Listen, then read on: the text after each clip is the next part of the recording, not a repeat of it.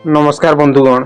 देश रो 50 रु 55% बॉक्साइट आमर ओडिशा नु माइनिंग हेसी।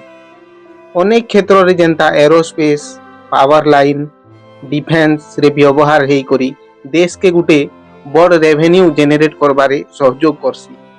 हेले जेंता नहीं कहसन के किछि पाइबार लागि हेले किछि कीमत चुकाबार पड़सी बोली, हेंता ही ओडिशा कोरापुट अंचलवासी इथिर कीमत देउछन, जार प्रभाव रे अत्यधिक किडनी बेमार, चर्म रोग, अंध हो जाउछन। 30 रु 50 बरस भितरे जीवन जाउछि आरु ताकर चाष जमीन भी पथर हो जाउछि।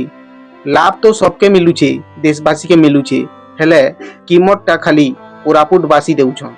इतार कारण सिंपल अच्छे बंधुगण, अत्यधिक माइनिंग हेबारनु इतार नु गुटे बाय प्रोडक्ट बाहरुछि जेंटा रेडमोट कहसन। से रेडमोट टा पानी के भी पूरा बीस कर देउछि। आखर पाखर चाष जमीन गछ पतर के सबके नष्ट करुछि। एयर पोल्यूशन भी हेउछि आरु पूरा एनवायरनमेंट टा गुटे टॉक्सिसिटी रे परिवर्तन हो जाउछि। बंधुगण, से जेन माइनिंग करुथिबा कंपनी माने भी 10 रु 30% अधिका रॉयल्टी आर टैक्स दउछन डिस्ट्रिक्ट मिनरल फाउंडेशन के, जेनतिर फंड खाली माइनिंग रे इफेक्टेड हेइथिबार लोकर उपरे ही व्यवहार हेबा।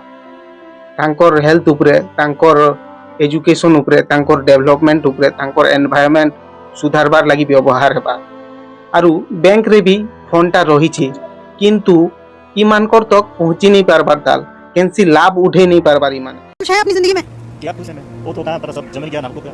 हाँ, और रेड फंड गांव ऊपर का रेड फंड हुआ है, हम लोग नीचे है, वो पानी निकल रहे हैं हमारा जमीन का बचे के केसेस में। वो आदमी 50 साल बच रहा था, 30 साल को मर चुका है।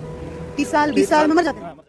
तो मुई सरकार के एते खाली पचरामी जी बैंक रे तो फंड अच्छे, किंतु ई पीड़ित मान के का कर नहीं मिलबार, का करी तांकर पाक के पहुंची नहीं पारबार सुविधाटा।